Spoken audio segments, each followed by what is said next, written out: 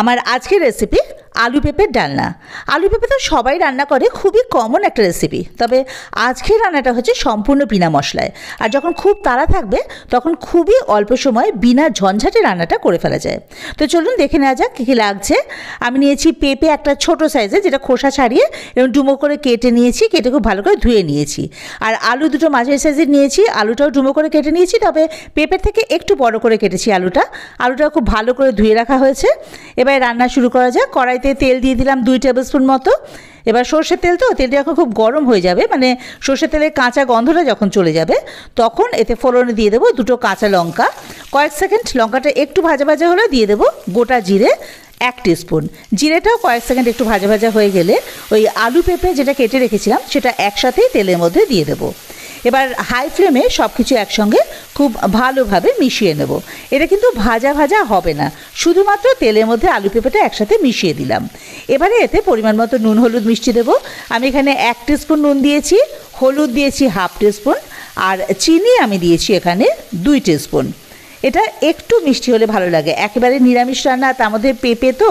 তবে আপনারা যদি মিষ্টি একেবারে না খেতে চান সেক্ষেত্রে কিন্তু অবশ্যই স্কিপ করতে পারেন। এবার সব কিছু একসঙ্গে আবারও খুব ভালোভাবে মিশিয়ে নেব। এটাও কিন্তু ওই ভাজার কোনো দরকার নেই, শুধুমাত্র নুন হলুদ মিষ্টিটা আলু পেঁপের গায়ে খুব ভালো করে যেন লেগে যায়, খুব ভালোভাবে মিশিয়ে নিতে হবে সব কিছু একসঙ্গে। এবার মেশানো হয়ে গেছে, কড়াইটা সরিয়ে একটা প্রেসার কুকার বসিয়ে দিলাম। এবার কুকারের মধ্যে আলু পেঁপে তেল সমেতে পুরোটা ঢেলে দেবো। আর যতটা ঝোল দরকার সেই আন্দাজ জল ওই কড়াইয়ের মধ্যে নিয়ে ওই জলটা ওই প্রেসার কুকারের মধ্যে ঢেলে দিলাম। এবারে প্রেসারের ঢাকনাটা আটকে দেবো সব কিছু মিলিয়ে। সব কিছু মেশানো হয়ে গেছে ভালোভাবে, মানে জলের মধ্যে আলু পেঁপেটা খুব ভালোভাবে মিশিয়ে নিলাম। এবার প্রেসার কুকারের ঢাকনা দিয়ে সিটি নেওয়ার অপেক্ষা আর কি। 2টো সিটি মারলেই হবে। দেখুন 2টো সিটি দেওয়া হয়ে গেছে। এবারে প্রেসারটা বেরিয়ে যাওয়ার জন্য অপেক্ষা করতে হবে।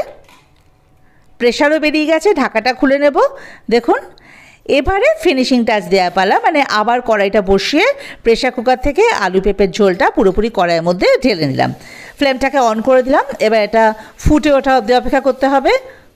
দেখুন ফুটে গেছে ভালো মতন, আর আলু পেঁপেও সেদ্ধ হয়ে গেছে। পেঁপে তো সেদ্ধ হতে দেরি হয়, তাও পেঁপেটাও খুব ভালোভাবে সেদ্ধ হয়ে গেছে। দেখুন এই যে, অবশ্য সেদ্ধ তো হবেই, কারণ প্রেসার কুকারে দিয়ে 2টো সিটি দেওয়া হয়েছে, তবে গলে কিন্তু যায়নি একদম। এবারে এর মধ্যে দিয়ে দেবো পিঠালি, মানে ওই 1 টিস্পুন আটা একটু জলে গুলে দিয়ে দেবো, কারণ এতে কোনো মশলা নেই। তো পিঠালি দিলে ঝোলের ঘনত্বটা ভালো আসে, তাই বলে বেশি আটা দেওয়া যাবে না, তাহলে পিছলা পিছলা হয়ে যাবে, একেবারে রান্নাটাই মাটি। ওই 1 টিস্পুন আটা বদলে আপনারা চালের গুঁড়ো বা ময়দাও দিতে পারেন আর কি। এবারে এর মধ্যে দিয়ে দিলাম কাঁচা লঙ্কা 2টো। আপনারা যে যেরকম ঝাল খান সেই অনুযায়ী লঙ্কা দেবেন, তবে কাঁচা লঙ্কাটা এখানে শুধু ঝাল নয়, গন্ধটাও খুব সুন্দর করবে। এবারে এর মধ্যে ঘি দিয়ে দিলাম 1 টিস্পুন। এবারে ঘিটা খুব ভালোভাবে ঝোলের সাথে মিশিয়ে নিলাম। রান্না তো কমপ্লিট। ফ্লেম অফ করে ঢাকা দিয়ে স্ট্যান্ডিং টাইমে রেখে দেবো মিনিট 2 মিনিট পর ঢাকা খুলে নিলাম। দেখুন রেডি আমাদের আলু পেঁপের ডালনা। এটা কিন্তু রুটি ভাত দুটোর সঙ্গে খেতে ভীষণ ভালো লাগে। আর ঝোলটা দেখুন এই যে একটু পাতলার দিকেই কিন্তু হয়। আর যেহেতু কোনো মশলাও নেই, এটা তো এমনিতেই পেঁপে খুব হেলদি, তার মধ্যে এটা তো খাওয়া আরও স্বাস্থ্যকর, আরও উপকার। এবার একটা সার্ভিং বলে এটা নামিয়ে নেওয়ার পালা।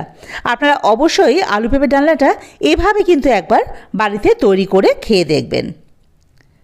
আর যদি ভালো লাগে তাহলে অবশ্যই লাইক শেয়ার কমেন্ট আর আমার চ্যানেলটা সাবস্ক্রাইব করে আমার পাশে থাকার জন্য অনুরোধ রইল। আর বেল আইকনটা প্রেস করতে কিন্তু ভুলবেন না, তাতে করে আমি কোনো নতুন রান্না আপলোড করলে তার নোটিফিকেশনটা আপনাদের কাছে সহজেই পৌঁছে যাবে।